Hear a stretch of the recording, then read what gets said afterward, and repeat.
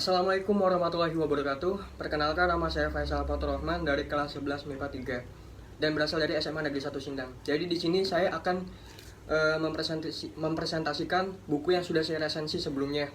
Nah, judulnya itu Menjadi Kekasih Allah dan dikarang oleh Syekh Abdul Qadir Al-Jailani. Ini terkenal ya, ini seorang wali. Apalagi ini sebenarnya rajanya para wali ya. Rajanya para wali. Dan ini merupakan buku bestseller. Ini ditulis langsung olehnya. Dan sebenarnya ini bukan judul aslinya. Judul aslinya ini sebenarnya yaitu Kitab Fathur Rabbani wal Faidul Rahmani. Menjadi Kekasih Allah ini judul yang diciptakan oleh penerjemahnya dari Indonesia, yaitu Ustadz Masrohan Ahmad. Ini diterbitkan oleh Citra Media dan merupakan cetakan ke-6. Diterbitkan cetakan 6 ini pada Jumadil Akhir 1428 Hijriah, Juni 2007. Nah, ini dari daftar isinya sendiri ini udah lengkap banget ya. Materinya banyak dan ada 555 halaman. Setiap babnya ini membahas materi-materi yang berbeda. Kenapa saya suka buku tentang kerohanian, keagamaan?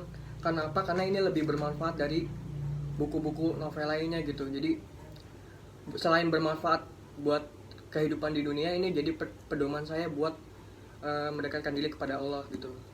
Nah, jadi saya akan mengulas biografinya dari penulisnya sendiri, yaitu Syekh Abdul Qadir Al-Jailani. Ada cerita.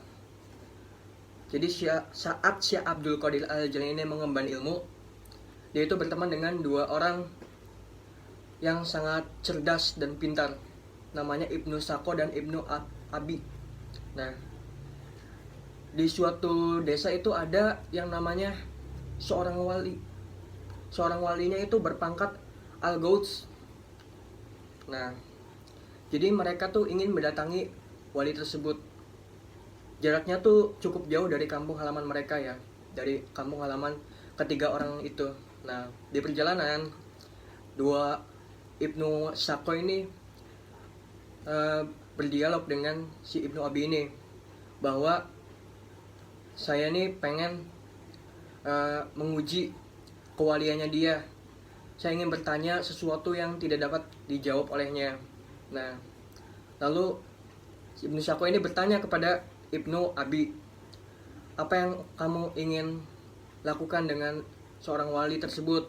Sama, dia juga ingin bertanya sesuatu yang tidak bisa dijawab olehnya. Lalu apa? Lalu dia bertanya kepada Syekh Abdul Qadir Al-Jailani, kamu ingin bertanya apa? Tidak, saya ingin mencari berkah saja, saya ingin meminta sokwan. Akhirnya sesampainya di rumah sang wali, setelah mengetuk pintu, sang wali tersebut, Al-Gauts tersebut, tidak cepat-cepat membuka pintunya, malah memperlambat jalannya. Dan begitu marahnya ketika dia keluar. Lalu dia bertanya, siapa di sini yang bernama Ibnu Sako? Nah, lalu dia berkata bahwa langsung sebelum Ibnu Sako bertanya, dia sudah menjawab duluan dengan sangat detail gitu. Karena seorang wali ya udah pasti punya kemampuan buat itu ya. Nah, lalu sama dengan Ibnu Abi juga, dia menjawab dengan sangat detail juga. Nah, lalu si wali tersebut melihat lewat mata batinnya dan berkata kepada Ibnu Sako, sesungguhnya aku melihat api kekufuran dalam tulang rusukmu. Nah, lalu dia juga berkata kepada si Ibnu Abi ini dalam mata batinnya bahwa aku melihat dunia menimpa tubuhmu. Nah, setelah dua orang tersebut diberi peringatan, lalu dia melihat dengan mata batin kepada Syekh Abdul Qadir Al-Jailani ini. Lalu dia berkata, Wahai anakku Abdul Qadir Al-Jailani, sesungguhnya aku tahu kamu hanya meminta berkah darimu, dan kamu akan mendapatkannya. Sekarang pergilah. Nah, maka pergilah mereka berdua. Dan saya pun melihat kau berkata kepada saya bahwa sesungguhnya kakiku ini berada di atas pundaknya para wali. Perkataan tersebut didengar oleh para wali di dunia, dan para wali tersebut berkata sami'na wa ata'na.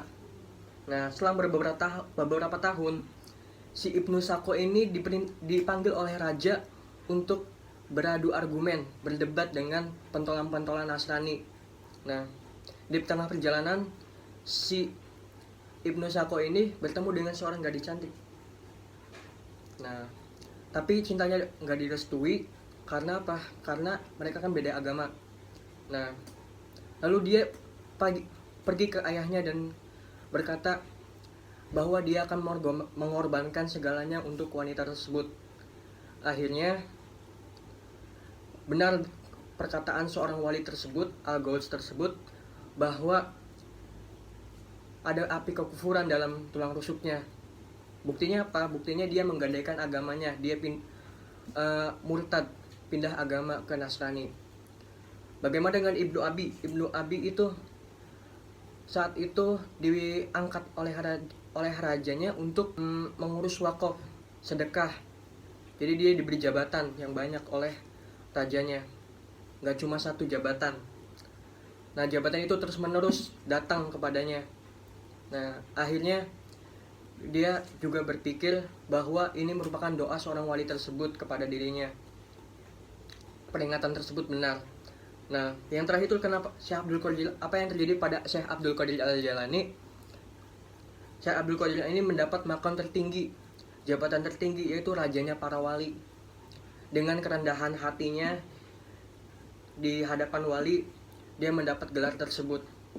Nah, dari cerita tersebut bisa kita dapat ambil kesimpulannya bahwa kita nggak boleh mengedepankan kelebihan, apalagi di depan seorang yang ilmunya lebih tinggi dibanding kita, yang derajatnya lebih tinggi di mata Allah. Di sini ada 555 halaman seperti yang saya tadi bilang, dan setiap babnya itu materinya itu berbeda-beda. Mayoritas itu 10 halaman. Dan saya menghabiskan buku ini gak lama ya, sebulan. Jadi ini bakalan bermanfaat banget buat kalian di rumah yang ngungsi diri dari COVID-19. Kalian beli buku ini, harganya gak mahal, cuma 100.000. Dan ini bisa jadiin pedoman kalian hidup. Ini bukan materi-materi umum ya, ini cerita asli dari Syekh Abdul Qadir Al-Jailani sendiri yang dia alamin. Jadi di sini ada sejarah-sejarahnya, bukan materi-materi umum yang ada di Google, yang bukan materi umum yang ada di buku pelajaran sekolah, bukan. Jadi ini benar-benar cerita asli yang dialamin oleh penulisnya sendiri, seorang raja wali, rajanya para wali. Ini bukunya penting banget, mungkin kalau kalian beli pasti bisa bermanfaat banget buat kalian. Ya, itu aja dari teks resensi yang sudah saya berikan kepada kalian. Semoga bermanfaat. Nama saya Faisal Fatur Rahman, sekali lagi dari kelas 11 MIPA 3 dari SMA Negeri 1 Sindang. Terima kasih sudah menonton.